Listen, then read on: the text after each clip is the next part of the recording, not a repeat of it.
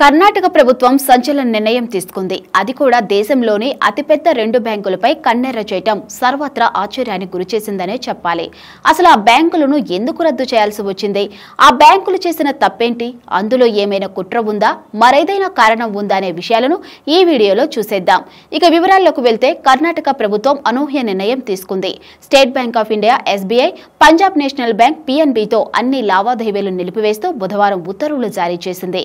ఈ 2 బ్యాంకుల్లోని ఖాతాలను మూసివేయాలని, డిపాజిట్లను వెంటనే రికవరీ చేయాలని అన్ని ప్రభుత్వ శాఖలను ఆదేశించింది. State bank of India, Punjab national బ్యాంకుల్లో నిర్వహించే ఖాతాలను రాష్ట్ర ప్రభుత్వ విభాగాలు, పబ్లిక్ ఎంటర్ప్రైజెస్లు, కార్పొరేషన్లు, స్థానిక సంస్థలు, యూనివర్సిటీలు, ఇతర ప్రభుత్వ సంస్థలు రద్దు చేయాలని ఆ ఆర్డర్లో పేర్కొన్నారు. అలాగే ఇకపై ఈ బ్యాంకుల్లోని ప్రభుత్వ ఖాతాల్లో డిపాజిట్లు చేయవద్దని స్పష్టం చేశారు. సీఎం సిద్దరామయ్య ఆమోదించిన ఈ ఉత్తర్వును ఆర్థిక కార్యదర్శి జారీ చేశారు. కాగా ఎస్బీఐ, పిఎన్బి బ్యాంకుల్లో డిపాజిట్ చేసిన ప్రభుత్వ నిధులు దుర్వినియోగమైనట్లు ఆరోపణలు వచ్చాయి.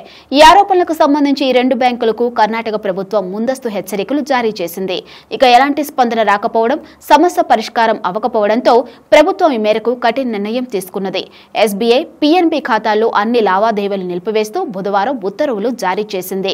ఇక కర్ణాటక కాలుష్య నియంత్రణ మండలి వ్యవహారంలో, స్టేట్ బ్యాంక్, పరిశ్రమల అభివృద్ధి మండలికి సంబంధించిన వ్యవహారంలో పంజాబ్ నేషనల్ బ్యాంక్ నిధులు దుర్వినియోగం చేశాయని ఆరోపణలు ఉన్నాయి. దాంతో పాటు హైదరాబాద్లోని ఐటీ కంపెనీలు సహకార బ్యాంకు ఖాతాలోకి 88 కోట్ల రూపాయలను బదిలీ చేసి ప్రభుత్వ నిధుల్లో 187 కోట్లకు సంబంధించిన అనధికారిక లావాదేవీలు ఈ 2 బ్యాంకుల్లో జరిపించాయని సిద్దరామయ్య ప్రభుత్వం ఆరోపిస్తుంది. అయితే కర్ణాటక ప్రభుత్వం తీసుకునే ఈ నిర్ణయం సరైనదైనా కాదా అని కామెంట్ రూపంలో తెలియజేయండి. Thanks for watching.